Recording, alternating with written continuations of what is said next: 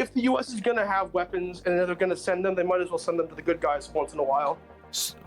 Can you give me an answer? Like, yes, I am in favor of it, but I don't want to say that I am. What?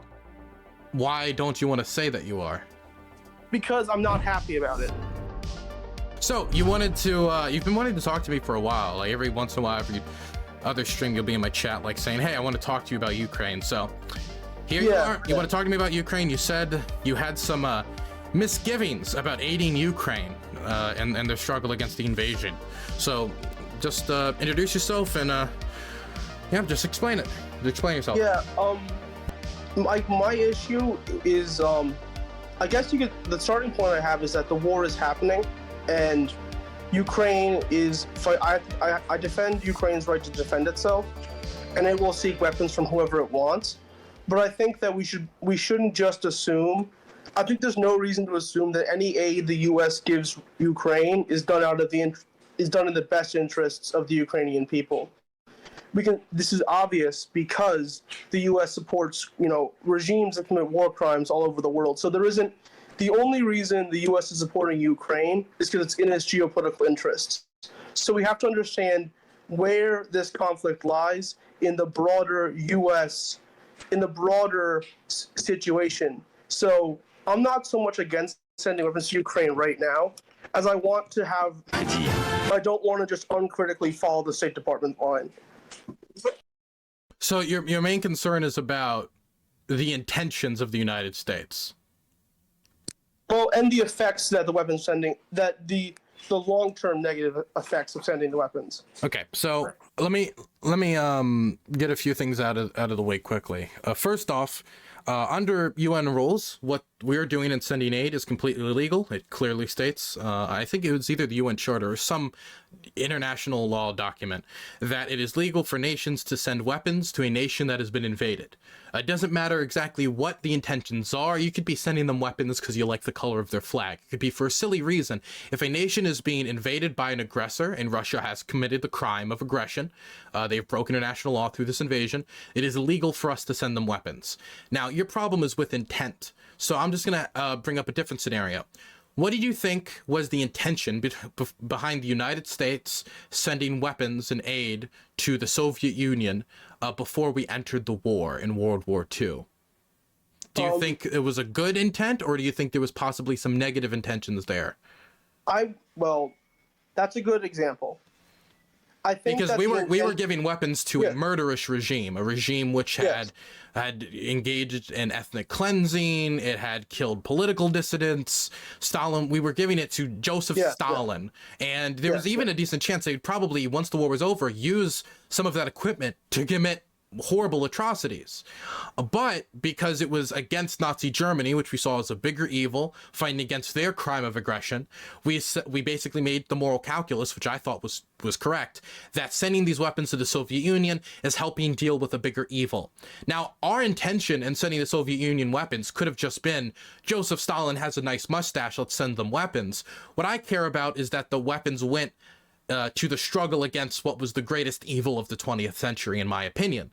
And so we could be giving weapons to Ukraine for any reason on earth, as long as it's assisting them in the struggle against the invasion. I mean, we can make note of the intentions, but my main concern is getting the weapons there. Here's an example. There are a lot of weapons manufacturers. In fact, most weapons are not produced, I think, through like state enterprises. They're produced through private weapon manufacturers, or at least a significant portion of them are. Now, when those private manufacturers sell those weapons to countries, do you think those private weapons manufacturers have the best interests of that country at heart? Have the best interest that these weapons go to the best people, the most moral, to fight for the most moral struggle? Or is it profit? Yeah, of course. I'm not... Does that mean... Wait, let me finish my logic here. Does that mean that countries should not buy weapons from private weapons manufacturers in a state of crisis as they're getting invaded, because the people selling those weapons' main interest is making a quick buck, not saving the nation of Ukraine or saving France from Nazi invasion or whatever that the struggle might be? Just because their intentions are not the same as yours does not mean you can't work with them. We do this in politics all the time. I'll work with a libertarian and ending the drug war, even if our intentions for ending it are possibly different. most of what you said, I don't disagree with. The organization that I'm closest to has a pretty strong anti-Ukraine, very strong anti-Ukraine line that I obviously agree with enough to be part of the organization. Though I would say, could you tell me what the organization is, or is that not allowed?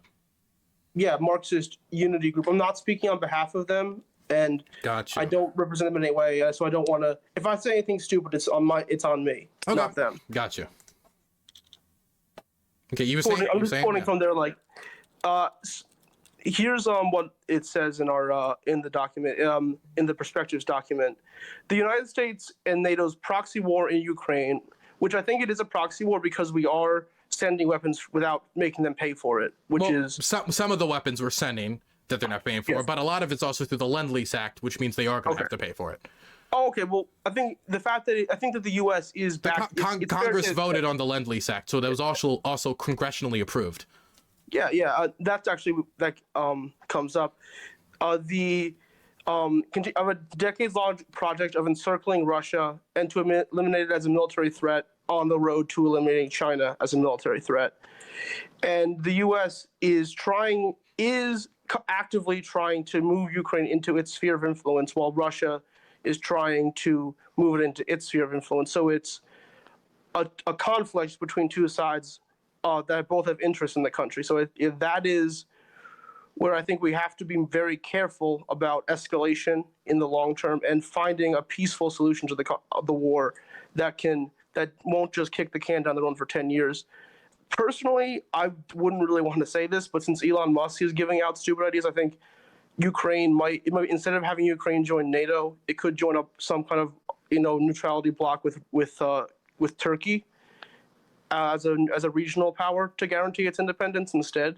If Russia is against it becoming a member of NATO, and that's going to be a sticking point for Russia, which I think is a justified sticking point for Russia. I think I don't believe in the right of nations to do things like this, but I think that Russia has as much right to not want Ukraine to be part of NATO as the U.S. has to have any interest in Ukraine. So and sending weapons to Ukraine. Let's start with the interests first, right? Because there's a lot of points being made here. Now we're talking about NATO expansionism, and now we're moving on. So let's start with the first thing, and I think this is the easiest one for me personally. Let's say there was somebody breaking into my house, right? And they were going to murder me and my wife and children, right? And of course, this is a make-believe situation. Do you think it would be right for me or wise of me to buy a gun and then shoot that person if I had the time to do it and defend my wife and family? It's a hypothetical question, but I'm just going to assume you're going to say yes. Defending your family makes sense. Defending yourself makes sense. I don't see how you could buy a gun in the time of a home invasion. Yes, but it's a made up scenario. But what if I told you that the person who sold me the gun, his main interest is profit? He doesn't care about the safety of my family. Do you think the NRA or whatever rifle company manufactured the AR-15 I used to blow out this robber's brains, or pistol or revolver or whatever it was? Do you think they had a deep interest in the protection of my family or the protection of myself? Possibly, but there's a decent chance that no, I'm just some random individual. There's a lot of interest at play anytime there's any geopolitical situation. There is no side in any war that had everybody on their side of the conflict supporting them only for good and moral reasons. There's going to be a lot of people who are doing it for resources. There's going to be a lot of people who are doing it for profit. There was a lot of people who are doing it to screw over the people you're fighting. That always exists. For example, the United States could not have existed without spite. If it wasn't for the French helping us in our war against the British, there's a decent chance the United States, which helped forward constitutional democracy, representative democracy, even if it had a lot of sins as well, it helped forward that, and in my belief, I think human development generally. If it wasn't for the French assisting us, not for reasons of we love democracy, they did it to get back at the British. They did it to try to basically poke the British. That doesn't mean we should have looked to the French and said, no. You cannot give us rifles. You cannot give us aid. You cannot use your navy to assist us in our revolutionary struggle. Of course, we accepted the aid because we were in a struggle of life or death for the revolutionary movement, for the movement of American democracy. And this has existed in many different struggles all the way around the world. So I think there's good reasons that we're involved, and there's also possibly bad reasons that we're involved. But as long as we're on the right side and we're enabling the Ukrainians to defend themselves, I don't know why we should not give them the aid that's going to allow them to kick out the occupiers. Do you think everybody who gave the Algerians guns during their revolutionary movement were good, upstanding, moral people? Do you think that everybody who gave any revolutionary struggle guns and weapons so they could overthrow their occupiers or push out an invading army were good, upstanding people? Of course not. This is just the reality of the world. You have to work with the tools at your disposal. Again, I'm not going to actually disagree with most of what you've said. I'm just going to give it a slightly different perspective, or try to expand upon it, which is that, yes, that's important, but you shouldn't trust those people. You can take weapons from them. Do you think we trusted the Soviets when we gave them guns? You shouldn't you should be smart about it. I'm sure the Ukrainian politicians don't have any illusions about the aid the Americans are giving them. They understand that it has strings attached, and that it's part of U.S. interest, of the U.S. promoting its interests. So I don't see why, if the Ukrainian politicians can't have that kind of understanding, why ordinary people can't as well. Well, I mean, do you think the Soviet Union trusted the United States when we sent them large swaths of aid during World War II? Of course, but they also made... Well, of course. You mean, of course not. They didn't trust us. Yeah, of course not. Of course not. Of course they didn't trust them. But they also... The corollary of that was that they made plans for how they were planning for the Cold War, from... I'm not exactly sure when, but they were planning and they were preparing for that reality. Because here's the thing. The war is happening.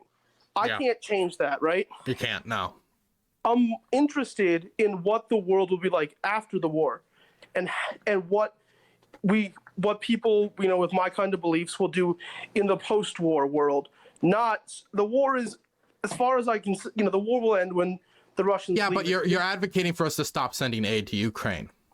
Well, I think that if the U.S. Well, here's specifically where I differ from my group. I don't actually think the DSA members who are in Congress who voted for the aid were wrong, but I think that they were wrong for not using it as a chance to bring up other areas where the U.S. is not supporting the right side. That's fine. I would talk about possibly sending aid to revolutionaries in Myanmar. That's something I would be extremely supportive of, fighting against the fascist junta there. Well, I would support that, but only after they sent weapons to the Palestinians. You want to send weapons to the Palestinians? Which groups? I don't know which groups. That's the problem. It's probably the PLO, I guess, because they're the legitimate, or the PLO and some force in the Gaza Strip. Okay, so I guess for me, it's a question of who to send to, because there's no legitimate representation. So you are in favor of sending weapons to Ukraine? If the U.S. is going to have weapons and they're going to send them, they might as well send them to the good guys once in a while. Can you give me an answer? Yes, I am in favor of it, but I don't want to say that I am. Why don't you want to say that you are? Because I'm not happy about it. Well, no one's happy about, sending weapons to fight and die in a war, but it's, there's a job to be done and we need the tools necessary to do the job. Like, I'm not happy about, spending money on taxes, but I understand, like, when I see how much taxes cost, sometimes I'm like, yowza, that's expensive, but I understand that that's necessary for the state to function. We have to do it,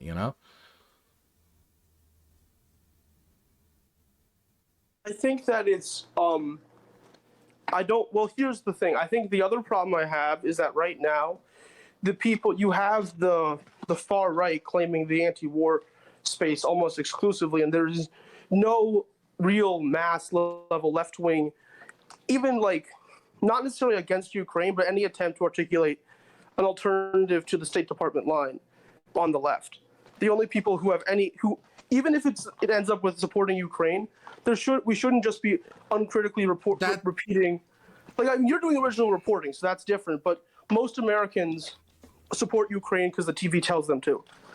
I mean, that kind of sounds like spite to an extent. Like, let's say that I wanted to, like earlier, I was like, I want to end the drug war. I don't know what your position is on it, but I want to end it, right? I do not think that locking up users is doing much. I think maybe you can lock up drug kingpins and the people who are lacing product and like all these monsters, but locking up users, locking up addicts is not, I think, helping anything. Now, I think that libertarians are wrong on a ton of issues, but if like I should still be with them unapologetically in the struggle to end the drug war, because it's something that I agree with, and I'm going to need all the help I can since the drug war is very, very entrenched, and Ukraine's going to need all the help it can get since supposedly this war has made me think other things, but supposedly they're fighting the second most powerful military on the planet, and American aid has had a substantive, impact. We all saw how the HIMARS ripped apart Russian logistics in the back behind enemy lines. We all saw the Ukrainians liberate the only provincial capital the Russians have captured during this invasion, Kherson. We all saw the Kharkiv counteroffensive. These weapons are having a sizable impact on the war, and the more weapons we sent, the more effective it's been. And so I think that this should be something we're kind of like unapologetic in, because I think this is something that is having a sizable impact. And I think a good thing to look at would be what the majority of Ukrainians want. And there's been polling data, and I just read the story earlier today, that 89% of Ukrainians say that even if they're nuked, they should continue the struggle against the Russians. That is a level of commitment to resistance that you don't see in many countries around the world. And so when somebody says the word proxy war, which gets brought up constantly here, I mean, you can try to technically use the term, but I don't think the spirit of the word is being used well here, because the spirit of the word kind of fulfills that idea of like America will fight to the last Ukrainian, like we're kind of puppeteering the Ukrainian people and sending them into battle. Not the Ukrainians are turning to us, asking for aid, we send it, and then they go into battle. This is something that the Ukrainian people very obviously don't want. They do not want Russian occupation, and so they need all the tools necessary to fight against it.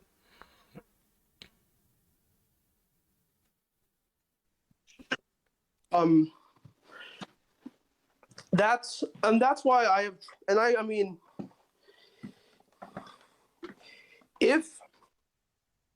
what?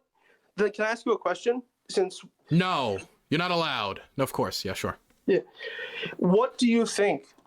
Like barring like how do I know that there was just someone talking about 10, like I think it was like 5. Some Russian guy was talking about 5-10 years. Like, I have 2 questions about that. Like, do you think this war will really last 5-10 years into some kind of like? And if so, won't that inevitably result in the degradation of security in the entire region? I think 10 years. I don't know how it could last 10 years. I mean, the war technically has already been going on for 9, if you include the Russian invasion of Crimea and the fighting in the Donbass. But when people say that, they mean this level of intensity for that long, right? The level of intensity we're seeing now. I don't see it lasting that long, because I don't think that Russia has that much fight in them. And I don't even know if Ukraine has that much fight in them. I think they have the will to do it, but you also need the bullets to do it. So I think 5 years is already a lot, and we're already getting like towards like numbers that are more unrealistic. But I can tell you is that this does have a possibility of going on for years. In a few days, it'll be the 1-year anniversary. But this does have the possibility of going on for years. And as for the idea that it will degrade the security situation in Europe, the situation in Europe was degraded by the Russian invasion in 2014 and degraded by the Russian invasion in 2022. Us responding to it isn't us further degrading the security situation, because if the idea is, well, if we ever respond, that's dangerous, then that just like kind of waves hands to basically saying like anytime the Russians invade anything, we just kind of have to stand there because we don't want to piss them off, which I'm very uncomfortable with setting that standard. Definitely when what they're doing right now is unprecedented for modern European history. This is the largest war since World War II. They've even engaged in the largest art thefts since World War II, with over 15,000 different pieces of art being looted from Russian museums. I mean, what we're seeing here, we haven't seen in Europe in 80 years. The security situation is already degraded. We have to respond to it by strengthening Ukraine. So, like, do you think Ukraine will be able to secure victory in like the next year or two? Then, dude, I am not a general. What I'll tell you is this: Ukraine has time and time again completely surpassed mine and the expectations of so many other analysts and how well they were going to perform in this war. Most analysts didn't think they'd last a week. Then they didn't think they'd last a month. Then they didn't think they'd push back the Russians from Kiev, but they did. Then they thought, well, they won't push them back anywhere else. They won't be able to take back Kherson. Then they did. They won't be able to launch any other counteroffensives. That was a fluke, and they proved it wasn't. So I'm not going to be the one to undersell them and say, nah, there's no way they can launch another counteroffensive. The longer this goes on, though, the more likely that positions entrench, and it makes the idea of large-scale successful offensives less and less likely. So I think we're going to find out a lot of information this spring into how much gas in the tank the Russians have, how much gas in the tank the Ukrainians have, and what's going to happen. But I will not be the one to predict outcomes at this stage in the war, because this war has already been so unpredictable. But I do think no matter what, the more leverage we give the Ukrainians, the more power they're going to have, even if this ends in a type of off the battlefield settled negotiation that's outside of, like, we are just asking you to withdraw. What do you think if Russia is forced to, either Putin, the Putin government, or a post-Putin Russian government comes to the negotiating table, what do you think should be demanded by Ukraine and its allies? I think our starting demand should be the complete withdrawal of Russia from all internationally recognized Ukrainian territory. That should be our starting point. The current starting point for the Russians seems to be the recognition of the annexation of Crimea, Donetsk, Luhansk, Kherson, Zaporozhye, the demilitarization of the Ukrainian state, and a promise that Ukraine will not join NATO, which would probably also apply to any other defensive alliance structure, meaning that they would be able to invade Ukraine in the future very easily. And I don't think the vast majority, if not all of those demands from the Russian sides, are almost irreconcilable with the Ukrainians. It's part of the reason why when people say we need to bring peace now, it's like, okay, how do you take those two positions and find a middle ground? And people are like, well, how about we just give them half of Ukrainian territory? And then I start to get these images in my head of like the white colonists during Africa taking a knife and saying the Germans get this, the British get this. That's the image that starts popping into my head. And it's also the image that starts popping into the heads of many Ukrainians, which is why the majority of Ukrainians are not willing to give up any territory in negotiations. I think the one thing that could ever even possibly be floated would be Crimea, and that would be only if the Ukrainians have shown that they have no military option to take it back, in my opinion. If they literally can't, then maybe. Well, if Ukraine, is this something that, what do you think it would take for Russia to agree to those terms? Have their army smashed? The Russians are not going to just one day wake up and be like, ugh, you know what? We were wrong. We shouldn't have filled up those mass graves. We shouldn't have stolen all that art. We shouldn't have made the largest mass grave in Europe since the Yugoslav genocides in Izium, 440 bodies. We shouldn't have illegally invaded or annexed. You know what? We believe in international law now. That's not going to happen, right? Unless we speak to them in a language that they would understand, which is the language they're speaking to the Ukrainians in right now, and that is force. I think a lot of people kind of, and I truly believe that the military option is the last option, not the first, not the second, but it should be the last option. The Russians forced the hands of European powers by invading Ukraine and choosing the last option. So I really do not think that unless they see disaster coming over the hill, where their economy is in complete ruins to the point where they can no longer even sustain the war, that the only option really is to push them out. What is your opinion on the groups, on specifically the anti-war opposition groups that emerged in Russia since the war started, like the National Republican Army and I think there was like an I mean, I don't even know if the National Republican Army's real. That's also the vibe I've gotten, but I'm not an expert, so I don't. There are Russian anarchists and people who are doing legitimate fire bombings of recruitment centers. Those people could face 15 to 20 years or more in prison, and most likely excruciating torture, right? And they are, even though those incidents have increased and we're seeing more and more of that, those people are still a minority. The anti-war opposition, I mean, like, if I was to be very generous, saying like 20 to 25%, that's me being generous. That's me being like really nice. So I do not think the anti-war opposition in Russia right now is large enough for us to really bank anything on the Russian people saying "niet" to the war, unless they start seeing enough people coming. And this is really tragic, but it's also true. It's what happened in Vietnam, that their economy is in such shambles and they're seeing so many coffins coming back with so little benefit that the Russian people just basically snap one day. Because it's not going to be like a slow trickle. It's going to be a snap, which happens in most authoritarian countries. It happened in Libya. It happened in Syria. It happened in a lot of countries that one day the government just goes too far, the last straw on the camel's back, and they just snap, right? That would take a lot more destruction for that to happen. I don't think that's happening anytime soon. It could happen in the future, inshallah, but right now I don't see that as a likely outcome. And I mean, the thing is, I really can't see an end to this war that doesn't have some kind of regime. Like, it seems to me that what I think should happen is one thing, but what I think will happen is another. It seems to me that the only way that this war will end is with some level of regime change in Russia. I mean, maybe. I mean, it just seems like they're so committed to they could just lose. I mean, like, people say, no, they couldn't, but they have. They've lost multiple times. They lost their attack on Kiev. They lost the battle for Kharkiv. They lost the battle for Chernihiv. They lost the battle for Sumy. They lost the battle for Mykolaiv. They never even got to invade Odessa. They then lost Kherson, the only provincial capital they captured. They then lost, their lines buckled at Kupiansk, and the Kharkiv counteroffensive was effective.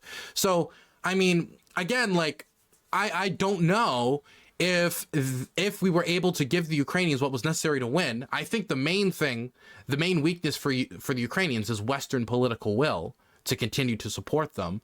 It's not a domestic issue of like, oh, the Ukrainians don't want to fight anymore. I think it's mostly whether or not Ukraine's allies will support them till the end. I don't think that, like, the only way this ends is if Russian society buckles. If the Ukrainians have not been able to conduct any counteroffensive up to this point, then I'd be like, okay, maybe. It seems that all they can do is hold, but they've shown the ability to liberate territory. I think spring this year is going to answer a lot of questions about the future of this war. I have, you know how much Azov and other far-right formations are brought up. I don't need to tell you that those people are brought up a lot in anti-Ukrainian propaganda, right? These groups, it seems to me that, like, I know that they haven't been doing very well in the elections, but the thing about fascism is that it doesn't rely on winning elections to take power. I definitely, how much? Are you talking about like a far-right military coup against Zelensky? Well, not just that. My other concern is that, especially as the war ends, that they're going to get and there's demobilization. They're not going to give their gun, like, that they're going to become warlords, or, especially in like the eastern of the country. I feel like there's a real danger of warlordism, and after the war ends, a far right coup, possibly in the next 5 years. I would say the group that concerns me the most has always been Right Sector, but they don't have the troops to organize a coup. Azov also is like, I think they have 2,000, maybe 2,500, I think is the max, or maybe 3,000. I have no clue exactly how, but it's not a lot.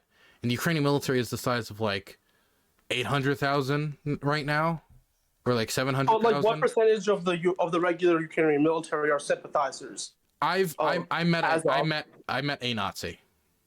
in Ukraine. I met a single Nazi. I met him in Zaporozhye.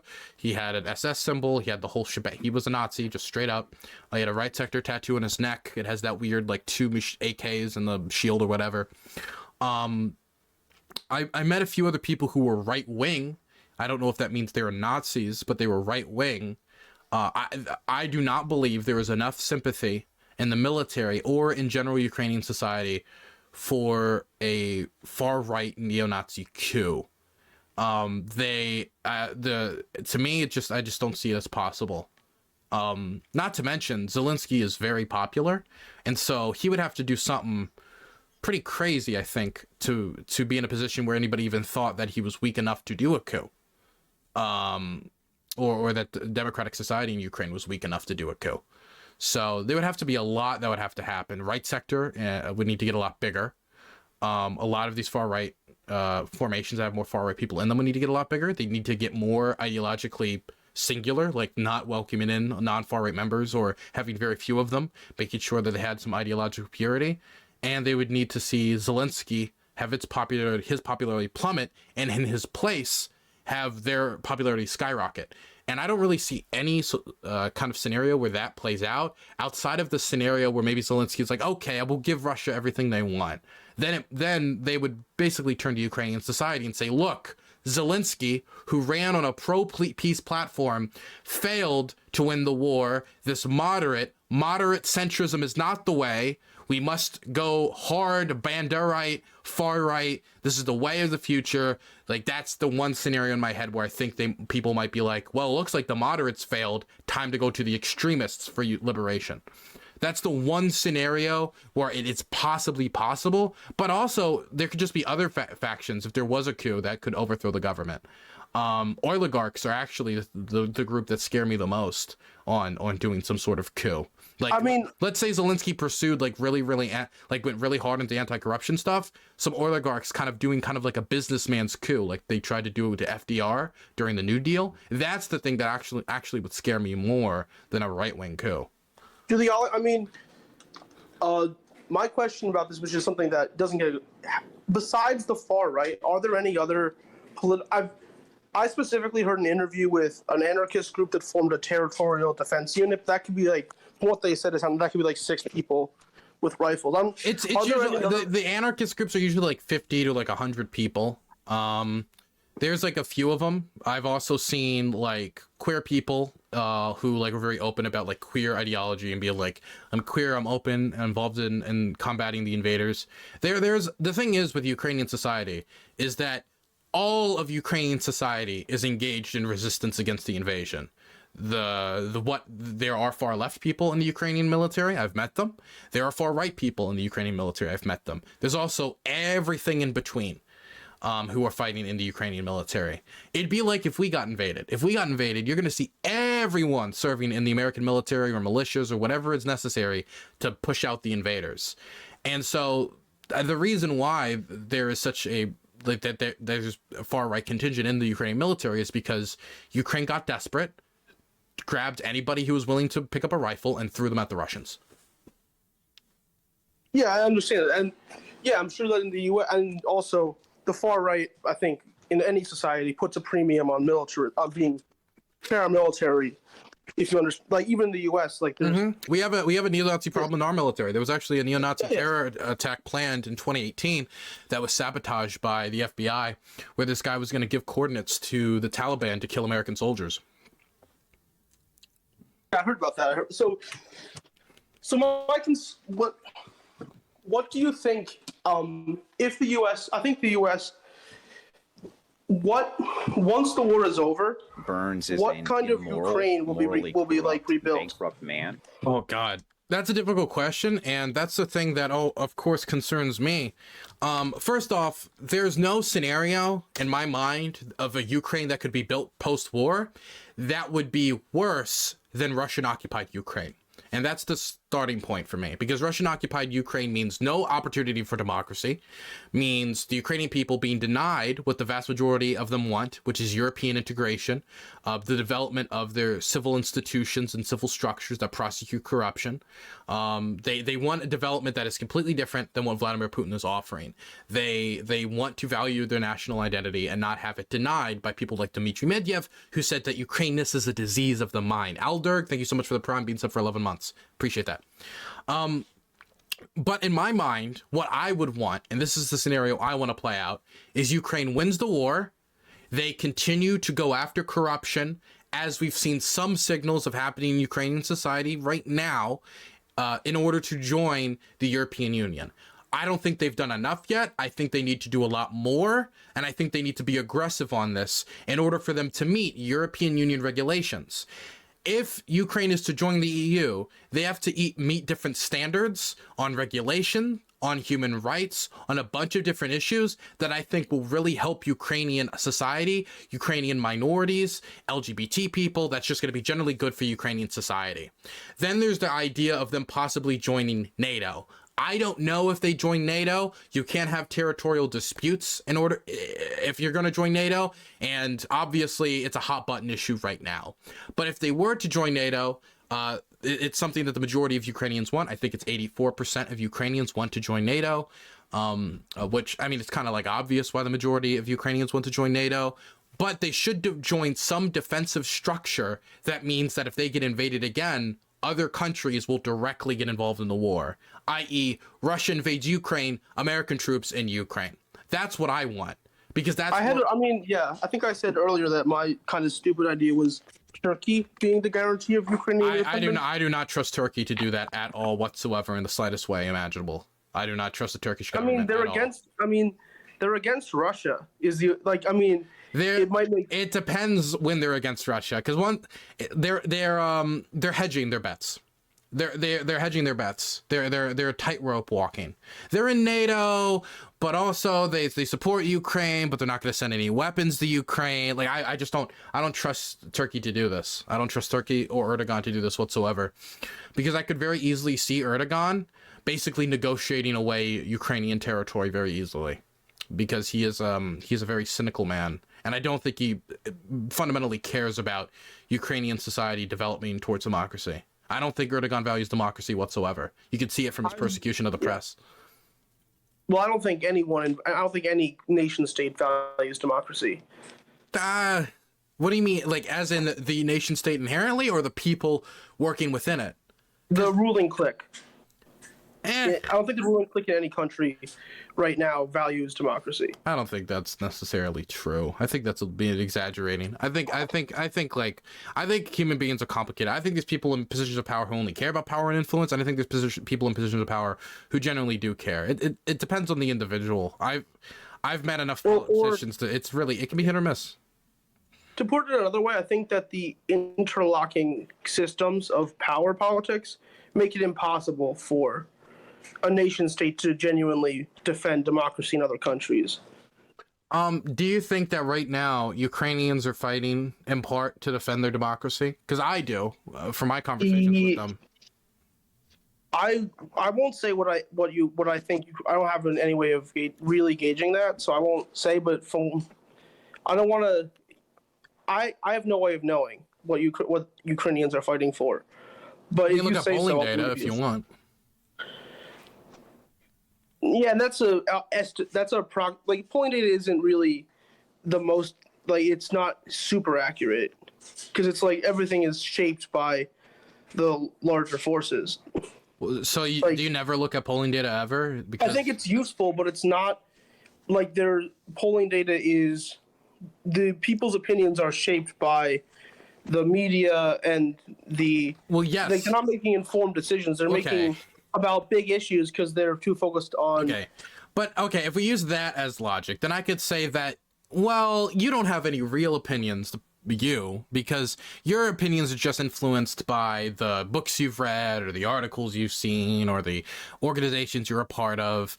Like, you could say this about anyone, because everybody's been influenced by media. Everyone's been influenced by ideology. Everyone's been influenced by people. Sure, but I guess what I would say about polling data is that it's an approximation of, it's not it has value, but it shouldn't be taken as like gospel, even like from reputable polling agencies, and a lot of them aren't reputable. A lot of them ask leading questions and do a lot of stuff to manipulate the answers. Okay. Well, I would say that the majority of Ukrainians from any poll that you pull from that's asked this question want to join NATO, want to join the European Union, want to join what is quote unquote, I don't like this term, but the collective West, right? They want to be a part of those structures, defense structures, economic structures, and political structures. They want to be part of that European community. This is what kicked off the war in the first place, when Yanukovych said on the 2012 campaign trail that Ukraine was going to integrate itself more with the European Union. Then when he was about to do it, Putin economically coerced him. They tried to stop trade. They cut off 25% of Ukraine's trade and pushed him to completely reverse course. This started the Euromaidan movement, which was reacted to with violence, which eventually led to Yanukovych fleeing the country, before eventually that's what started the war in the first place. This whole war is somewhat rooted in the idea of Ukraine being part of the European community, continuing to liberalize, continuing to strengthen its institution, and moving away from the Russian sphere of influence, which has historically been very, very abusive towards Ukraine. As much as we're going to talk about, you know, American possible like defense interests or interest in spiting the Russians here, what is Russia's interest in this war? Military bases, maybe resources, colonialism in large part, large scale like nationalism, and then of course they'll say something like national defense, like, well, this other, if you were to allow NATO into Ukraine, then you make Russia like less safe because NATO's closer to Russia, even though Russia's already on the border with NATO in Estonia, Latvia, Lithuania, and Poland. So for me, the Ukrainian issues here matter more to me because they're the people who live there, right? And they have a history to point towards of Russia being historically abusive towards them, and Russia's continuing this trend. So I feel like moving past this war, Ukraine needs to enter itself into some European defense structure or NATO and join the European Union like they want to. I think that's totally up to them. And if Russia doesn't like it, they can get the fuck out of the way.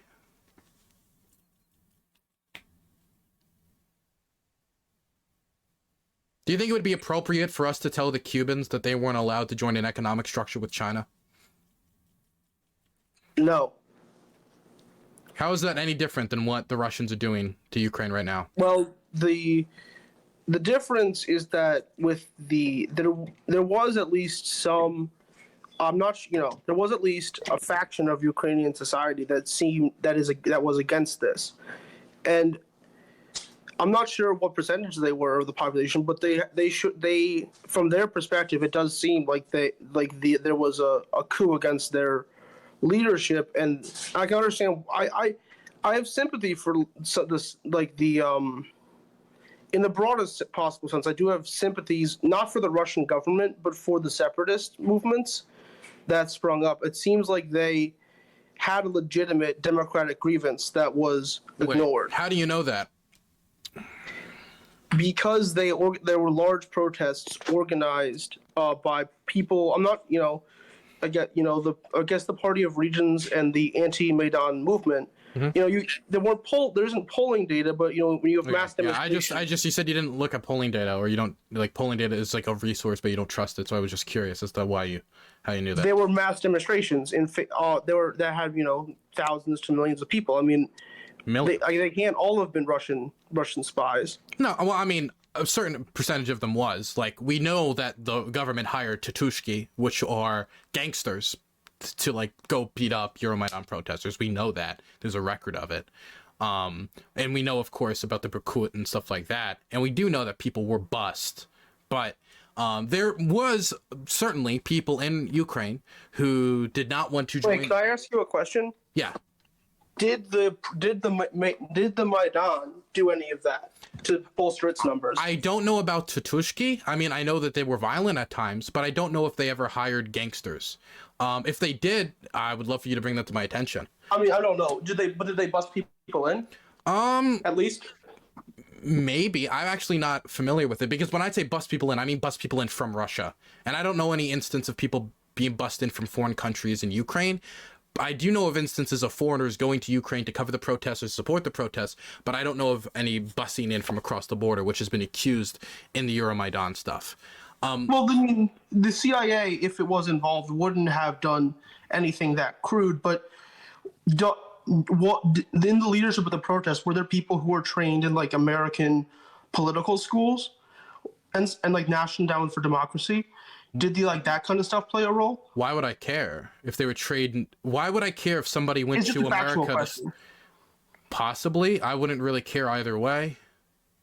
I mean, I do know people got money. There was organizations that participated in the protest movement that had gotten money from the National Endowment of Democracy, which I don't really care that much about. But when it comes to whether if somebody studied in the United States, I would not care if somebody went to school in America and if they were a protest leader. A lot of people come to America and go to school. We have some of the best schools in the world. No, sorry, I should rephrase that. I didn't mean just that wouldn't matter if they just went to school. I specifically meant if they had, if they had links with like CIA-backed think tanks and stuff like that. Specifically trained, not just trained like at like political. They would receive like political training. Wait. When you say links, do you mean they worked for them, or they knew somebody who knew somebody, or what do you mean links? Well, specifically if they've been because I have links to the CIA. I know somebody who used to work for the CIA. I guess I have a link to the CIA now. Like, no, obviously I don't just mean any kind of conspiratorial. I mean specifically, the CIA, they train political operatives in countries where they want to have change, right? That's been a thing since like the 50s. They have. I don't know if the CIA directly has done it, but I do know that we have trained people or we have worked with people to do that. But I have no reason to believe that. I don't know if we're getting towards the idea, did the CIA organize a coup against the government? I don't think that it matters if they did or not. Okay, but I don't think they did, and we don't have any substantial proof that they did. Do you disagree with that? I don't know enough, but I do think that America is not going to complain when a government switches from when there's a massive uprising and there's a switch. So I think the U.S. did everything it could to put its thumb on the scale for the side it supported. How? Wait. Okay. So I can't prove this. Yeah, I know, because I've had this discussion a million times. I know people can't prove this, and that's why it's always frustrating to me. If you were to poll people on the Euromaidan movement, or to poll people today on how they viewed Euromaidan, how they view Ukrainian society now, it's very clear what the majority of Ukrainians want, right? Like, it's very clear the majority of them want to be part of the European Union. The majority of them want to be part of NATO. They want to be part of the European structures. What Euromaidan was about, the majority of Ukrainians right now support.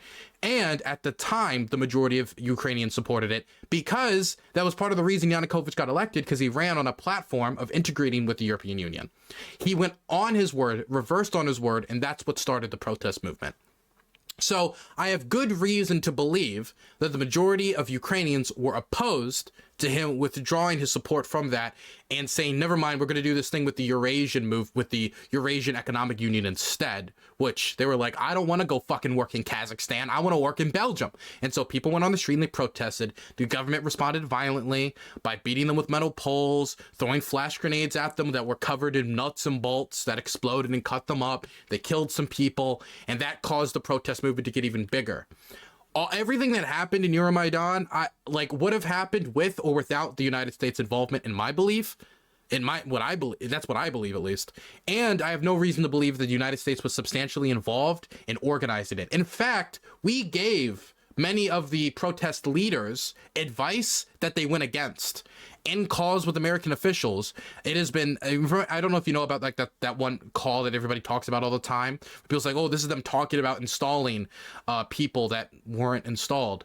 In that call, we told them to accept the deal that Yanukovych's government offered, and they didn't. They went against our wishes and didn't accept the deal, and Yanukovych fled. And so if we were organizing it, they were disobeying our orders left and right. So why, if we did organize it, why would they be disobeying our orders? Or what I think it is, our suggestions. this isn't a huge issue for me because all I really need you to agree with is that it isn't so much about. You're right. I don't think about things mechanically. It's never as simple as just a mechanical application of a theory. So you're right that it's not. I don't think that the U.S.'s role, I think, has been trailing. That it's very complicated, and the morality of it clashes with the politics of it because Ukraine is like. The problem with discussing nationalism and national identity is that it's an emotional thing. It's not something that you can just prove, that you can physically prove. People have an emotional attachment to a specific nation for a complex, set of reasons. So what you're saying is you don't need hard evidence for this, but like the interests could just line up, basically. Well, my issue is that maybe a little bit of an idealist. I do think that the only real solution to war and the production and war is some kind of arrangement where we can live in peace on an international scale. I'm not sure. I mean, I want to live in peace too. And for example, you said something earlier about like ending the cycle of violence. Zelensky made a very similar statement. He said he doesn't just see this as, oh, we need to end the war right now and like, oh, like sign a ceasefire immediately to just immediately end the violence.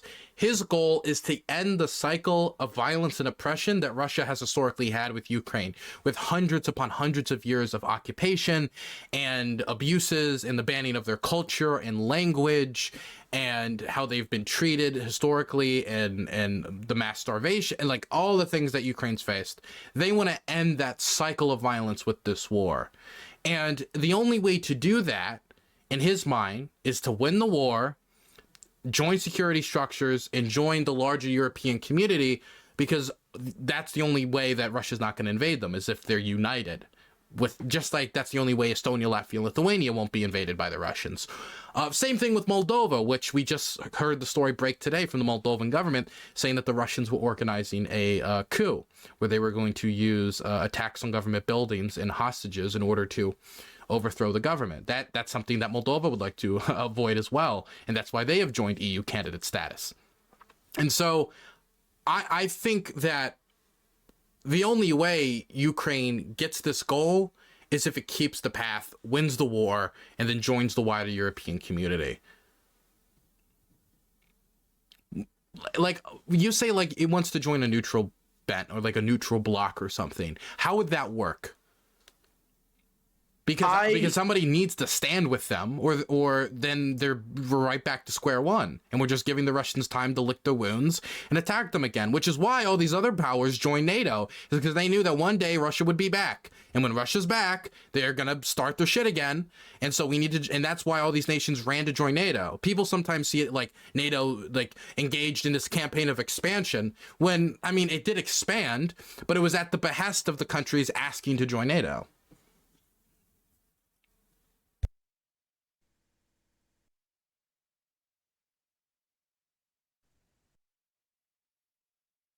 Hello? Yes, I'm there. I'm here. The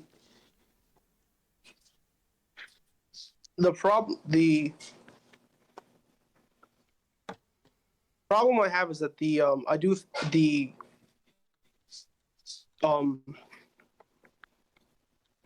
I think that we're heading towards increasingly that there's going to be that there's going to be a confrontation, not just like that. This is like the Ukraine thing. Ukraine is the foreshadowing. Like, how do we? There's going to be.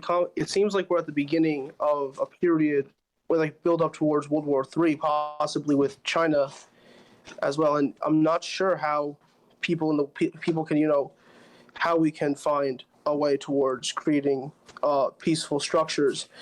Do you think that the current Russian regime is capable of guaranteeing long-term peace? Not really, but I think there's some things like where you make reality like just completely inhospitable for war. For example, China, for a very, very, very, very, very long time, they wanted to take Taiwan. The Chinese Communist Party has never ruled Taiwan, ever. The current government in Beijing has never ruled over Taiwan, but because of that historical relationship Taiwan has with, the Chinese, they believe that they have the rights to it. The Taiwanese see differently. They believe differently. They've developed a democracy once they tore down the dictatorship that was above them. They didn't institute Marxist, communist, whatever. They instituted democracy. That's what the revolutionaries and activists there wanted. And the reason they haven't invaded isn't because they're very nice. It's because they wouldn't win. Even if they were to invade today, there have been war-gay scenarios played out where the Chinese still lose.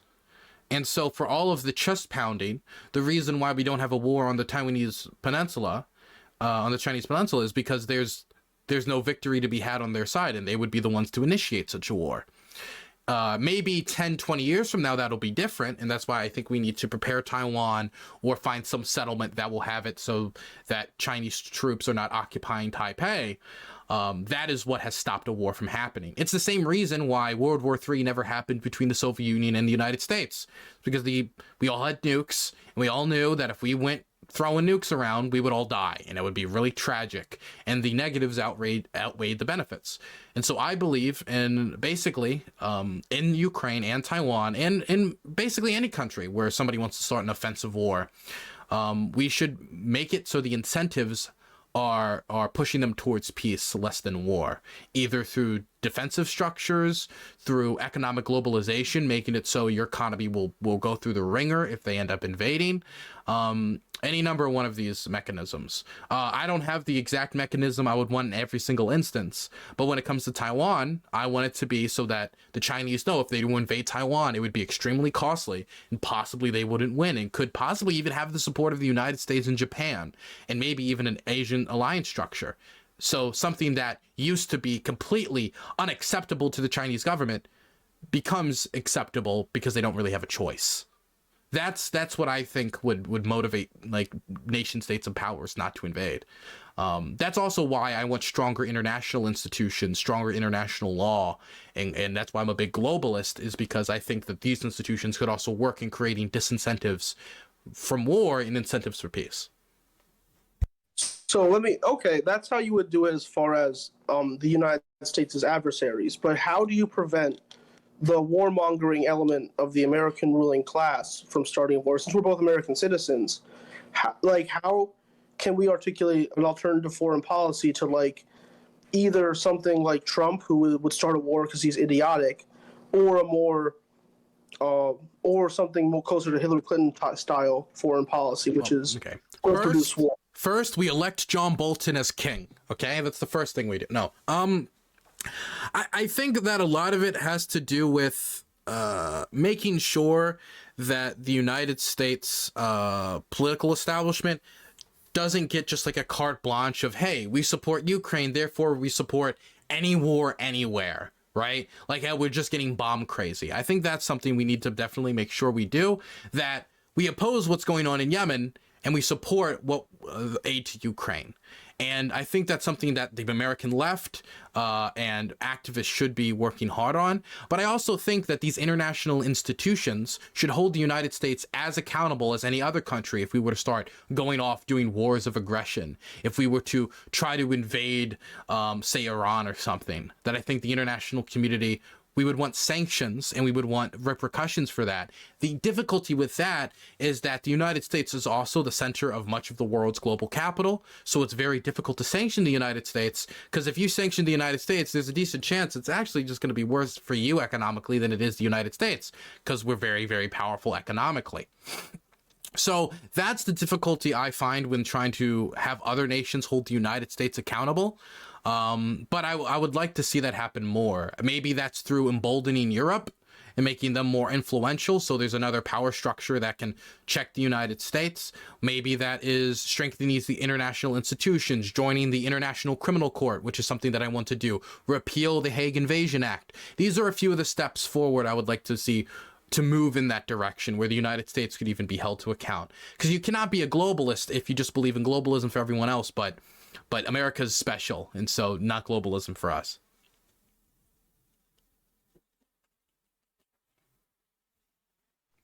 So, the John Bolton thing was a meme, right? No, I want him to be king of America forever. I want him to, like, have you ever seen Warhammer 40K? You know how the king in that has like all these like instruments attached to him to keep him alive forever? We should do with that with John Bolton as president and Hunter Biden as vice. Why? Because it would be fun. Okay. That's a good reason. That's a great reason. It's the best reason. But how do you think, I mean, how do you think people who are on the, I'll be honest, like, I've been kind of shocked by the level of popular support Ukraine has gotten in the US. Dude, it is everywhere. I will walk down the street and I will see homes flying the Ukrainian flag. I'll see Ukrainian bumper stickers. You didn't see that for many of the other like nations that got invaded. I think a lot of this has to do with Zelensky being an amazing advocate, him having a lot of experience in media and being able to stay in front of the camera and advocate for his country so much. And it also happens to align with the American security establishment's interests. And so you had the media, you had Zelensky, you had just like the general morality of the situation. Like everything was on Ukraine's side, optics wise. There was like no way for you to like get around that. And so I think it was really easy for a lot of Americans, definitely since Ukraine is kind of like a struggling democracy, to feel very, very, very, very sympathetic. A lot of people try to say, oh, it's because this country's white and other countries are black. I don't think it's as simple as that, because nobody gave a fuck in 2014.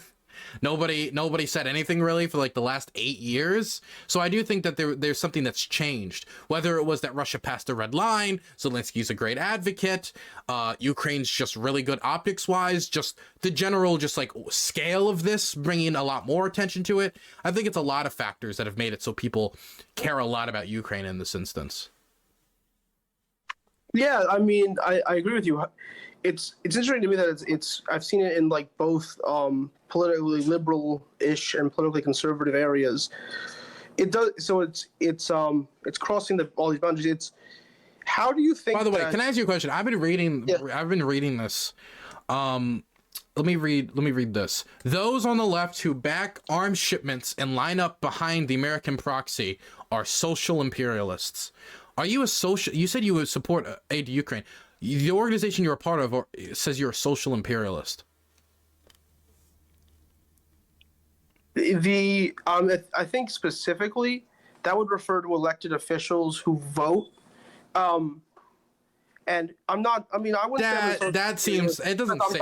It doesn't say that here. It doesn't say elected officials. It just says those on the left. That's the only. So that means you. And I would assume me, I don't know if they would consider me on the left, who back arms shipments and line up behind the American proxy of social imperialists. The organization you're a part of, this seems that they're calling you an imperialist. And me, but also you. Yeah, I think that wording is a little bit dumb. It's a little bit overzealous. It's also stupid. It's not. Well, this is a perspectives document. It's not the official like manifesto. So it was written as a part of a conference. It's meant as a perspectives in 2022. So it's not the organization saying it's an analysis of the majority of the organization. But I would possibly disagree with that. With the quibble, I would say Also, I would possibly loosen it slightly. Oh my God, that they are in danger of becoming social imperialists. Okay. Communists ought to stand against arms shipments, against the existence of NATO, against oppressions of Russian troops, and for the right of self-determination of both the Ukrainian nation and the Russian speakers of the Donbass, with an understanding that the main enemy lies at home. Is this suggesting that the people who speak Russian in Ukraine want to be part of Russia? Well, it's very hard to determine what people will say when they're in the middle of a war and conflict is going to be different from what they'll say as a considered reflective opinion. But it's suggesting that if there is a question that if Russia is bringing this up as a question, that question should be solved democratically, whatever way that it goes. Okay, so I have been to the Donbass, and I've spoken with people, and I do want to say that just because somebody speaks Russian does not mean they support Russia. I do want to make that very clear. Like, we're speaking in English right now. Do you want to be British? Is your want for the British to come back and for us to go all hail the king and the mighty British Empire? Of course not. If you were to go to Ireland and suggest that, they beat the shit out of you. Yeah, and they speak English. If you go to many of French colonies, what are they speaking? French. Does that mean they want to be part of France? No, many of them fought revolutionary struggles against French imperialism. So I don't understand how people can have their mind clear when it comes to any of those colonialist struggles, and struggles against colonialism, or in our instance, a struggle against the British, and then look at Russian speakers and just be like, oh, they speak Russian, they support Russia. Like, it is true that on average in Eastern Ukraine, there are more people who would like to be part of Russia than in Western Ukraine, where there's basically no one. But no polling data has been shown that I have seen that shows the majority of Eastern Ukrainians want to be part of Russia. And a lot of those people who did have had their opinions soured by the bombing campaign. They're like, maybe, Russia's like, my older brother, kind of, they're like our paternal, brother in the Slavic nations. And then they blew up your house, they kill your child, they kill your husband, they kill your wife. And then your opinion has changed. And you keep saying like, well, we don't know what it was like before the war or now. Does that really matter? Like, I'm sure the opinion on Nazi Germany drastically changed between 1938 and 1942. But it was right for it to change. Right?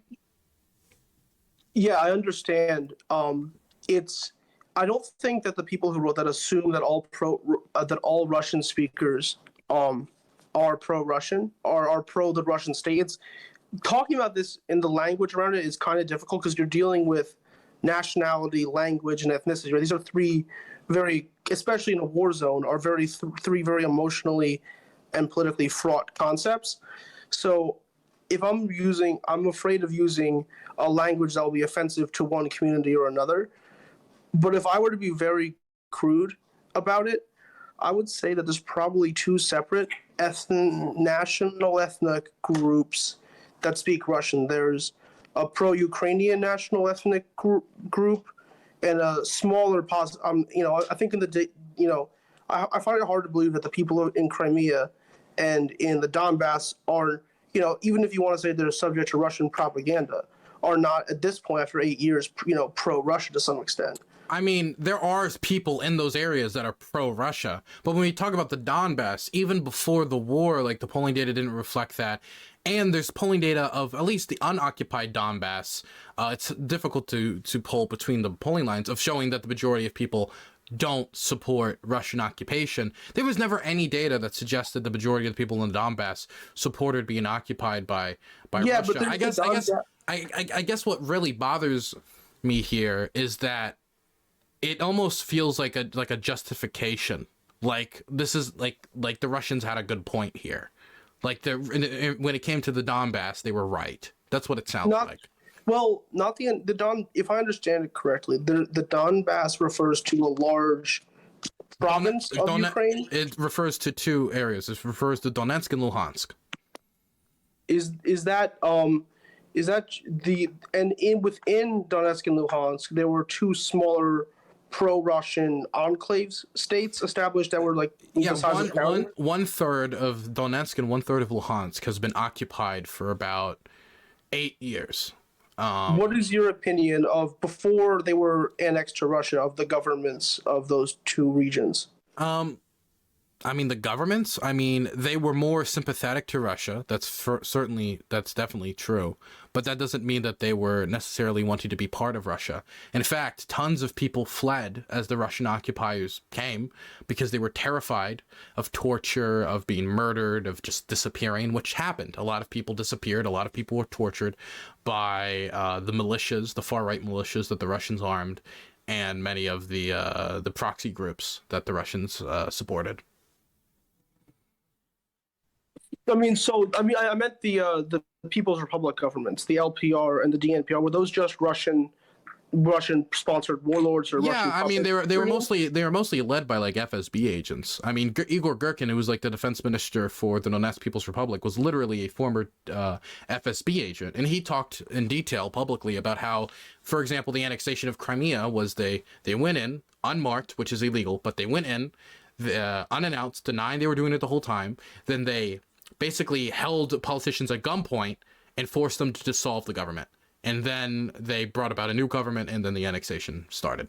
Then they did the quote unquote referendum, and they annexed Crimea.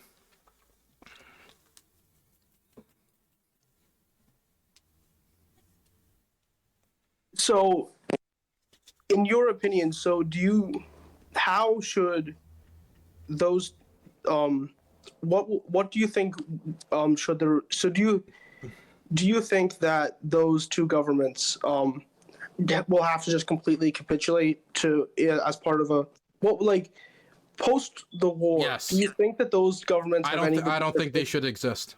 Separate from Russia? So as a separate entity, No. Do you think they have any independent I don't think they should exist. Do you think that they represent legitimate territories for semi-autonomous regions? No. Or for because I just want to because I do believe in self-determination. I am not from Ukraine. I don't know, and I can't know. So I'm only basing on the information I have. Is there any legitimate ethnic Russian question in Ukraine? I mean, that can be raised separate from Russian imperial ambitions? There's a question about like language laws and how language should be treated in like public buildings, and like the history of Russian like colonialism, and how do we make sure that we, respect people who want to speak Russian while also trying to preserve the Ukrainian language. Like these are like legitimate questions, but there was never any legitimacy to the idea of Russia invading Ukraine and claiming large swaths of territory. I mean, the immediate thing Russia invaded and took was Crimea, the home of Sevastopol, a major military base. Why? Because they wanted a military base. Everything else was trimmings, Russian nationalism and belief about the idea of Novorossiya or anything like that. Like all of that was trimmings on the cake. Now I think that's starting to dominate a lot more of it, definitely due to propaganda and how prominent that's been.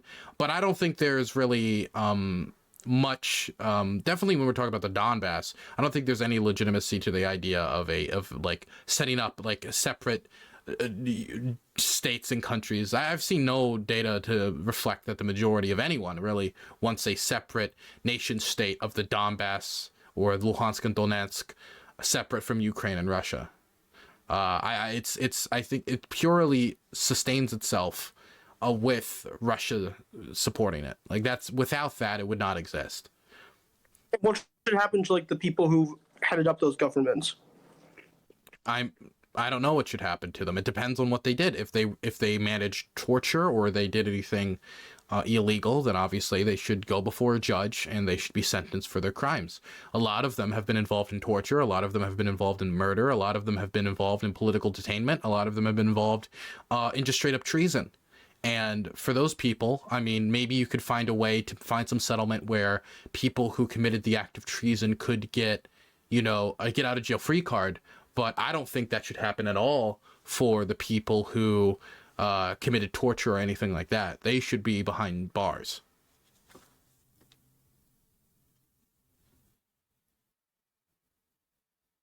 So this conversation seems to become somewhat slowing down. Is there anything other questions you wanted to ask me? Any other things you wanted to bring up?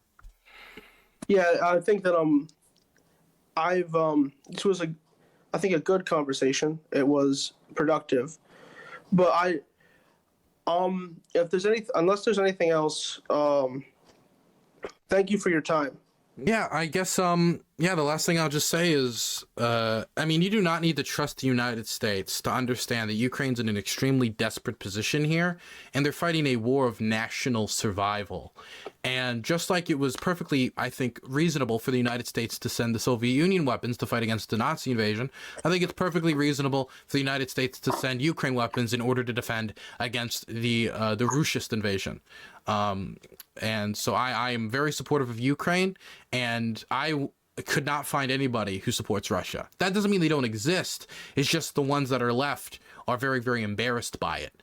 And I think they have a good reason to be embarrassed, because the nation state that they said loved their people so much has engaged in some of the worst atrocities of the 21st century.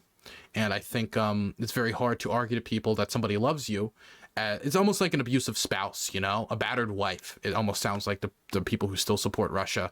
Like, oh, he loves me. Oh, like when he bombed my village, that was actually like that was just because, you know, Zelensky's evil.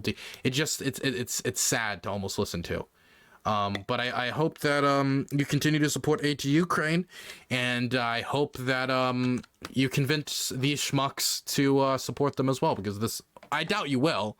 But yeah, I'm not gonna go out and write my congressman about it. Yeah, no, I didn't expect you to. It doesn't seem like it's an extremely important issue to you. It's important because of how important it is. It's important because there's so much energy around. It's important only. I can't do anything about it short of going over there and fighting. So I don't see what I can really gain from not having giving it a critical look. I mean, I think it's just good to support liberation struggles. Like, you were very, very willing to bring up sending weapons to Palestinians, including groups that have engaged in just straight up terrorism, right? Like the PLO has done that, like 100%. You were willing to say actively we should send weapons to that, but you were it almost felt like you were embarrassed to say we should send weapons to Ukraine. You went out of your way to talk about giving weapons to the Palestinians, but you were very hesitant and very kind of almost like revolted towards sending weapons to the Ukrainians. You said you were embarrassed to even say it. I forget exactly what you said, but you said you didn't want to say it. It's already happening. So if there was an active discussion about sending aid to the Palestinians, that would require a different discussion. But so would you in that situation say I'm embarrassed, or I don't want to say I want to send weapons to them? I wouldn't. If the U.S. government was sending weapons to the Palestinians, the entire world would have changed so much that I don't know what I would feel about it. Okay. Like that's impossible. I guess I'm just asking you to reflect on why exactly you don't want to send the weapons, but also you kind of acknowledge that you're not really against it. Like, reflect on why that is exactly, but you're also very willing to do it for Palestine. Like, I feel like a lot of it is just America supports Ukraine, therefore you just feel like shaky about it because America, you know?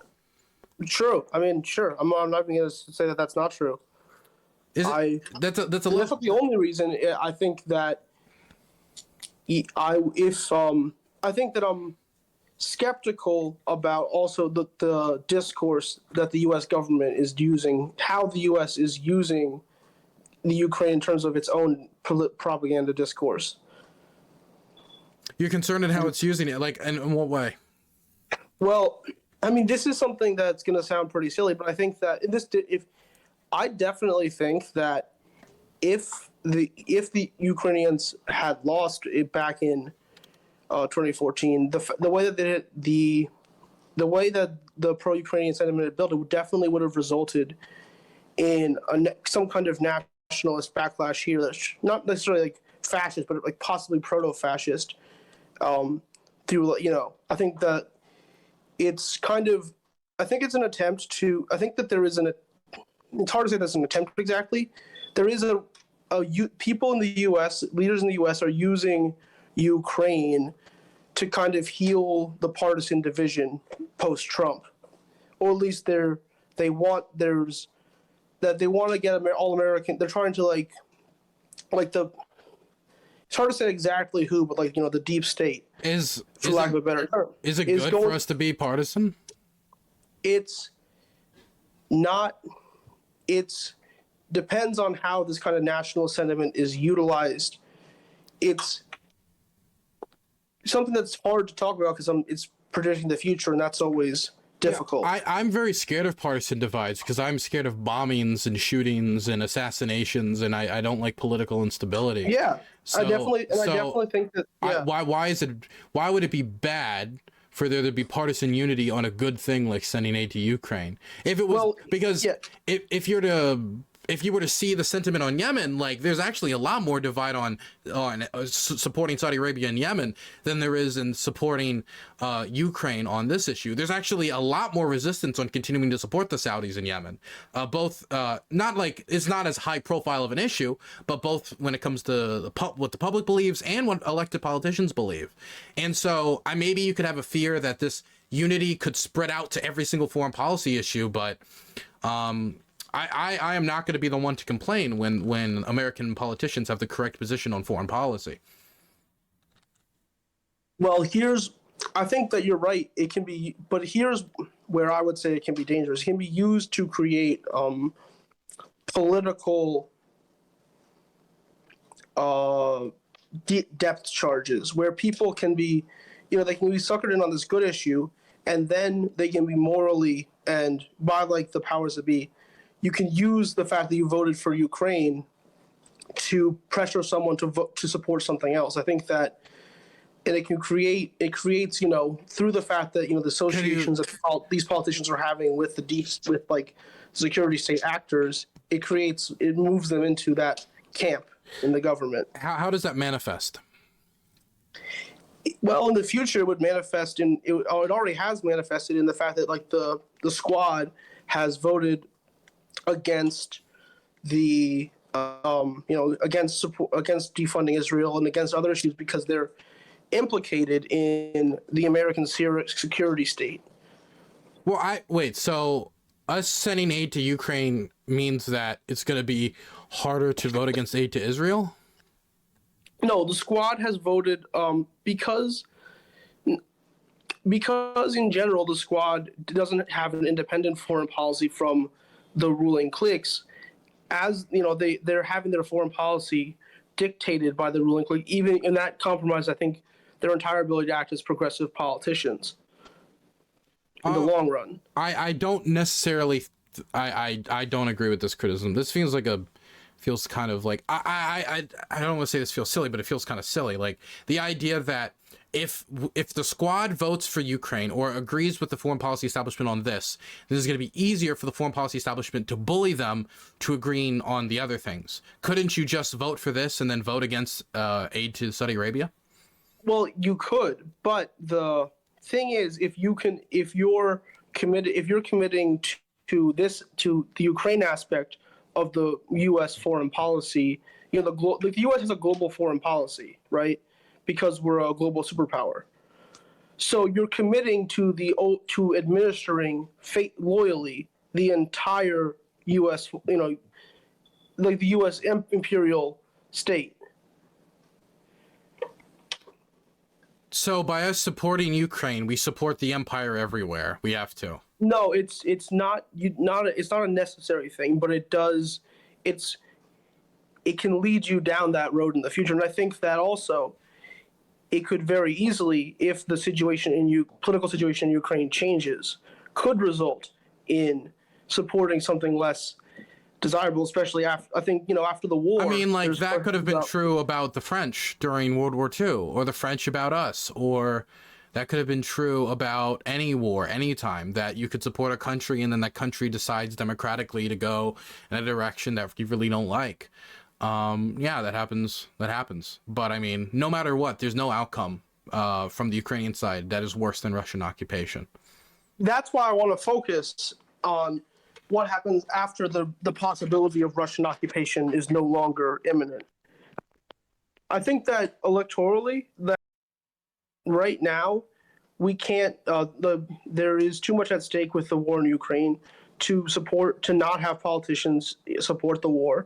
But if, like you said, the spring offensive results in serious victories and a change in the situation, that would be the time, as far as politicians are concerned, to start developing an independent foreign policy in relation to Ukraine. But right now, there is no alternative besides allowing. Wait, what would that independent foreign policy in regard to Ukraine be? Because we should support them until they win. That's my position. Support Ukraine until they win, or until they negotiate a settlement.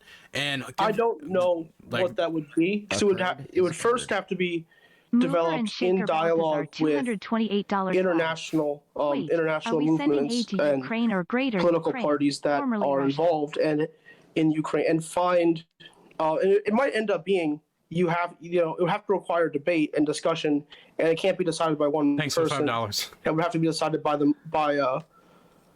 I guess DSA, for lack of a better organizational or movement name for it, to develop some kind of new even if that just means developing organizational links and political links with leftists in Ukraine while supporting everything else politically. Well, yeah. I mean, afterwards, I don't think I'm just going to completely drop Ukraine. I'm still going to talk about Ukraine. I'm still going to talk about Ukrainian politics. And I hope that Ukraine heads in a good direction. And even if I don't like Zelensky, like when it comes to like political alignment, like he doesn't agree with me on everything. I don't agree with him on everything. Definitely when it comes to workers' rights, there are some issues that he's dragged the country in the right direction on. And the Ukraine has gone in the right direction on. For example, non-discrimination protections for LGBTQ plus people. That was implemented in, I believe, 2015, which I'm very happy about. The idea that they're talking about civil partnerships in Ukraine, period, is a good development. I hope it leads to something and it isn't just all talk. But I really don't understand your wider point of like, well, if these politicians support Ukraine, then that might mean they have to support everything else. Because that would mean, if we were to take this logic to its logical conclusion, that there is no war ever anywhere that we could ever support or support any side that's ever been invaded in any conflict in the world, because of the possibility that that could lead to somebody else getting the implication that they should support these other things as well. Well, it's a question.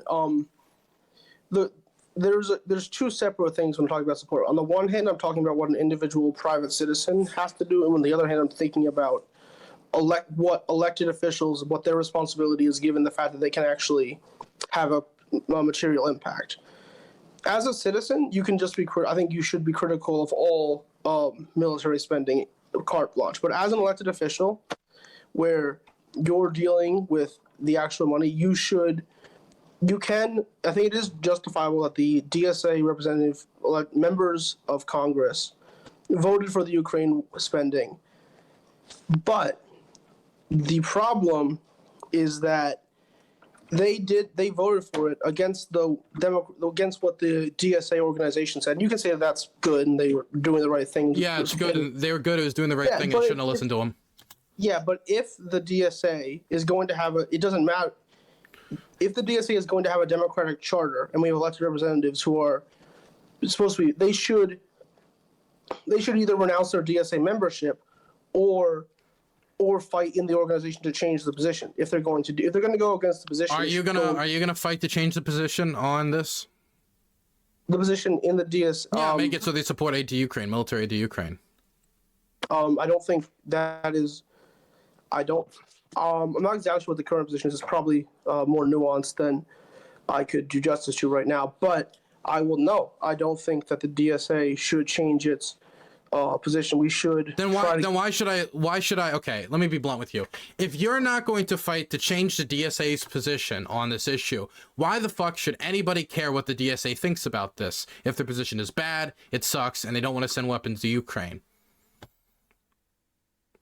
The people. Well, then there should be. Then maybe these politicians should renounce the DSA membership, and then DSA loses influence, and then DSC spirals out, and then they're even less influential, have less money, have less members, because they punish themselves by taking a stupid position. I mean, at the end of the day, like, I guess since they're more friendly with communists and socialists, and they're generally going to, no matter what, virtue signal that America bad, so we can never support America doing anything. Like, that's like what they do, so maybe they can still get support from them. But like, I believe that none of these people should listen to the DSA if the DSA is giving them terrible foreign policy advice. If the DSA tomorrow decided that they're like, hey, we should end all support for Taiwan because it rightfully belongs to China, then I would say that's stupid and people should denounce their DSA membership. So if they're not supporting them, you're convincing me to tell people to denounce their DSA membership. That's what you've done right now. That's what you've done. I would have to look up. I would look up the specific DSA, and then because I'm not fully International Committee of DSA, Okay, and it's complicated internal politics that I don't want to get into. But okay. the overall thing that I think that where maybe we can at least somewhat agree on is that there should be.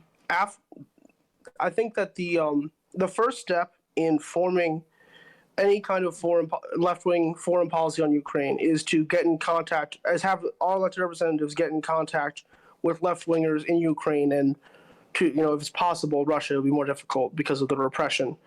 I don't know if there are any legitimately left-wing organizations legal in Russia. Depending on how you define legitimately left-wing, but get in touch with them and develop and find out what their issues are. Okay, so it seems I'm looking at their thing. The DSA international community seems to be against AntiUkraine. Yeah, this is a stupid position. This is a terrible position.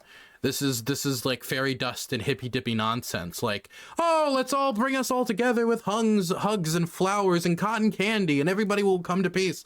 It's like none of them understand the reality of the war on the ground. It's not ending anytime soon. And if we stop sending aid tomorrow, the Ukrainians will keep fighting. And just more of them will die, and they'll be less equipped. This is a silly position. Well, it is the organization's position. So if people are going to be democratic members of a democratic organization, they should and they find their consciousness is in conflict with the organization's principles, they should fight to change those principles or quit the organization. Okay. But you don't want... but you will not say that they should change their position, even though your position is different. I would have to look at the exact. I think that I would agree in substance with the position. I haven't read it or looked at it, but I think that I would agree in substance with it. I might want to change some small changes to both. Do you think it's weird that most Ukrainians probably hate DSA? Like, if I was to tell Ukrainians this was their position, they would say, "Wow, those people are fucking stupid. I don't like those people. They don't want to give us the tools necessary to win." And like, that's not a good position for an international committee to have, that the country you're supposedly fighting on the behalf of doesn't like you and its people think that your position is stupid. Like, if I told you a position on Palestine, I was like, actually, I think Palestine should be annexed by Israel. It would be understandable for Palestinians to say that's stupid. What's wrong with you? And it would be rightful for them to be like, yeah, that's ridiculous and I don't like you. Like, that would make sense. Like, don't you think it's weird? Don't you think this is weird?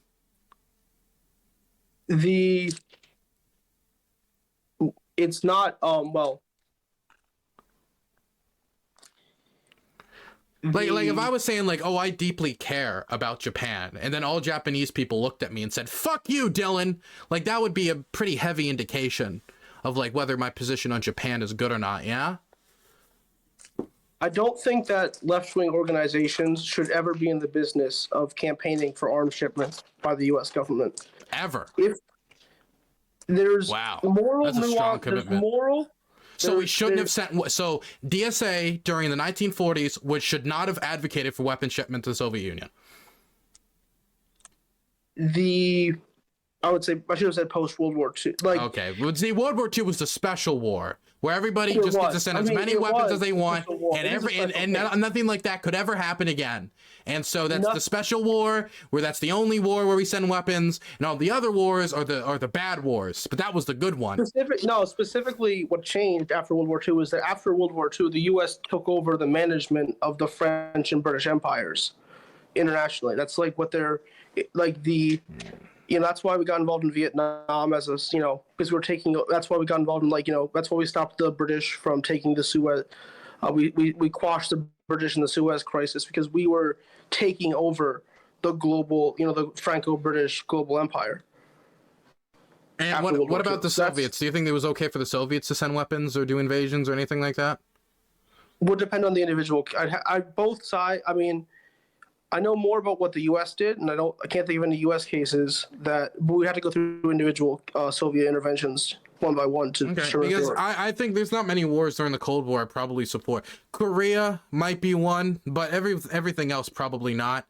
Maybe the first Gulf War. Like there's not a lot of wars you could really that I could point I support Taiwan and any of the Taiwan Strait crises probably. Maybe not actually. They were dictatorship. Same with the South Koreans, but Kim Jong I forgot it was Kim Jong Sung or what was the first person in the Kim dynasty? What was his name? Do you remember? I think it was Kim Il's son. Kim Il One of Sung? them. It was Kim Il something. Yeah, Kim Il Sung. Like Kim Il Sung had, as Kim Il Sung and the dictator of South Korea, both of them had basically no right to rule the peninsula. Kim Il Sung was installed by the Russians and the Chinese, and the South Korean dictator, basically same thing, but America. So, the Korean War was. Well, I just listened to a whole thing about the Korean War. It was nasty. Like the entire conflict was like neither. They're both like dictators. I mean, it's in the U.S. It's just hard. It's just for me. It's the one thing that I don't want to do is to give people false hope that the U.S. is ever doing it's hard when the U.S. talks about democracy in Ukraine. It's obviously hypocritical. Can we agree on that? Can we do what? Can you say that again? When the U.S. talks about democracy in Ukraine, it's hypocritical. To what extent? The fact that it supports at the same breath, at the same time, undemocratic regimes. Oh yeah, it's hypocritical. Yeah. I just feel like people, especially people who are on the left, who are going to support Ukraine, should do more to tie the moral, the moral force of the Ukraine thing to other issues.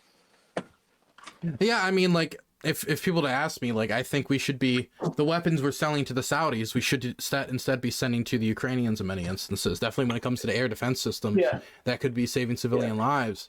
Definitely when the Saudis are engaged in a brutal air campaign in Yemen. And there's a few other instances that I could probably weed out some solutions. For example, I think that it's really strange for us to be sending military aid to Israel while Israel continues to deny any of its air defense system from being sent to Ukraine because they're too afraid of the Russians denying them air access over Syria. And they want to be able to continue to bomb Iranian militias in Syria, and they care more about that than a dedication to democracy in Ukraine, even though they talk about constantly how they're the only democracy in the Middle East and how much they love democracy. I think there's a lot of issues that we can bring up, but it also, you're just going to start off on the wrong foot if the organizations you're working with or the organizations we're talking about, organizations that are fundamentally against aid in basically any situation, and unless it's humanitarian, which, I mean, you can give somebody as many bandages as they want. If they're going to be shot in the head, it's not going to do anything. I ask this is maybe the last question, my last line of questioning. Okay, and then we should wrap this up because we've been talking about this for a while. Time. So this is, I guess, I've got one question first is about this the political kind of development of Ukraine from now, and what are the, before the Russian escalation in last year, you had the rise of Zelensky as this progress as kind of, it seems like overnight his party came out of nowhere. He was literally on a TV show about being president of Ukraine, and then he, his political party, which had the same name as the TV show, what led to the rise of Zelensky, and is that what led to the rise of Zelensky before the war, and what's what are the major on the nationals, what is the different political factions, not counting the pro-Russian people? I mean, in Ukraine. I'll answer there's a million different political factions. I'll answer the first question. The reason why Zelensky rose to power is after Euromaidan, the Russians, left. They invaded. Ukraine was in crisis. And Poroshenko, he had these, I think it was called the 3 pillars or something. It was the idea of protecting the Ukrainian nation, rebuilding the Ukrainian military, and I forget what the last one, I think it was the idea of the Ukrainian Orthodox Church or something along those lines. And one of the big things that is not as covered as much in the Euromaidan, but is that it was very anti-corruption. That corruption is a massive issue in Ukraine. A lot of people have started to exaggerate exactly how corrupt Ukrainian society is. I hear from people all the time, now Ukraine's the most corrupt country in the world. It's not. It's it's like 100. I think the last list I saw, it was 121 out of 180, which isn't great, but it's not the most corrupt country in the world. But corruption's a major issue in Ukraine. And Petro Poroshenko, who was elected after the regime left, was an oligarch. He was somebody who was very much connected and entwined with these old political power structures and old money. And he did not do enough to move on the issue of corruption. And so a very much anti-establishment kind of fervor popped up in Ukrainian society, a little bit like Trump, like the Trump movement a little bit, not in the way that it was like, we need to stop the immigrants, but more in the way that like the political establishment is rotten to the core and we need a new wave of that more like that. And so they beat Petro Poroshenko. He got curb stomped in the election. I think he only ended up getting like 33% of the vote. Zelensky won in a landslide, and he took power after the power was peacefully handed over from Petro Poroshenko to Zelensky. There was international monitors to watch the situation. They said that the exit polling seemed to match what the end results was, that there was no evidence of interference, which was really good for the development of Ukrainian democracy. And so Zelensky was in power, almost kind of like a fuck you to the political establishment of Ukraine and a big middle finger to corruption. And he was also elected, funnily enough, on a pro-peace platform. The idea that Zelensky would have fresh ideas on how to find peace with the Russians. Obviously, that did not end up working out. I guess there's just some people, if somebody doesn't want peace, you can't negotiate peace with them. And so, yeah, that's I guess the general overview of how Zelensky came into power. The reason he got elected was because of his inexperience and anti-establishment kind of view, as I'm the actor, I'm here as the servant of the people, from the show. Which I don't know if I would have voted for him, because I'm not a big person to vote for people who just have zero political experience. Because I find that they find it very difficult to learn how to legislate on the job, definitely when you're talking about the highest office of the land. But he ended up being the perfect person to lead wartime Ukraine, even if he not necessarily was the best leader during peacetime Ukraine. Most Ukrainians seem to agree on that now.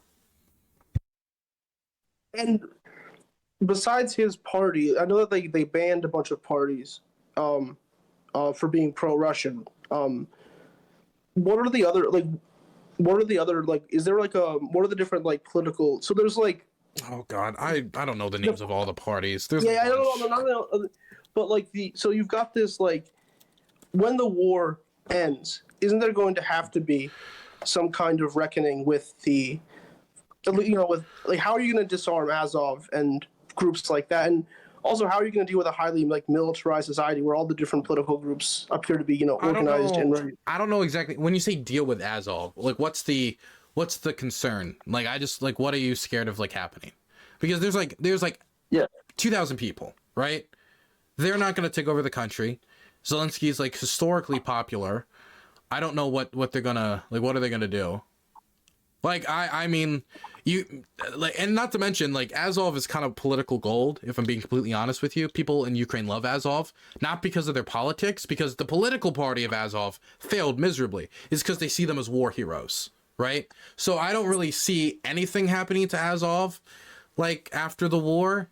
I don't know what you. Well, here's what I think the real problem is going to be after the war. So let's assume that they win in the spring. They fully win all of the territory back in the spring offensive. Okay. You're going to suddenly bring in a lot of people who've been under Russian propaganda for 8 years. Mm-hmm. There's going to be the different and you'll have to deal with reconstructing a huge swath of the country. There's a big danger of bandit. There'll definitely be bandits, right? At least bandits. And how do you prevent? There'll be bandits. You think that parts of the military are gonna break off and create mountain bandits, and they're gonna No. I meant civilians. There's going to be huge problems of law and order, of providing people with food, of people who are okay. I thought okay. Russian. How do you prevent east of Ukraine from becoming, ungovernable or Well, and I assume there's going to be a process of integration where they start reestablishing civil services, police response, firefighters, stuff like that, where they slowly extend it, like they're doing in other areas in Kherson right now. It's just possibly going to be more difficult because they've been disconnected for a longer period of time. They're going to have to find out where everybody is like located. There's going to be a resettlement process where people who were displaced over the last 8 and 9 years are fighting and are living internationally are allowed to come home.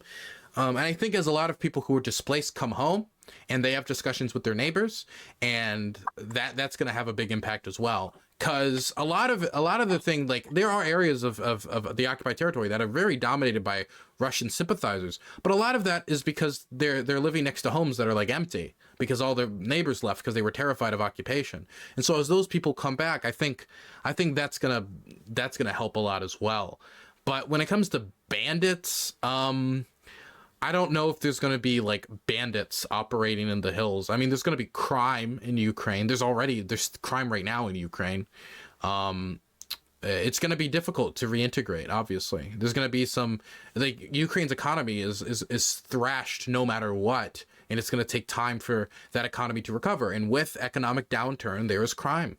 During the Great Depression, there was an uptick in crime. Burns is an immoral, morally corrupt, bankrupt man. It's going to have a reintegration process, I'm sure. Berserk and Jazerk, thank you so much for the tier 1 to be sub for 2 months, currently on a 2-month streak. Consider moving left. Love your content regardless. Slava Ukraini, I appreciate it. What do you think the role of the U.S. government and U.S. corporations should be in that reconstruction? And what role do you think the U.S. and U.S. corporations will try to play in the reconstruction? Because those are two different things. I think U.S. corporations are probably going to invest heavily in Ukraine. I think a smart move by many of them should be to invest in the Ukrainian tech sector.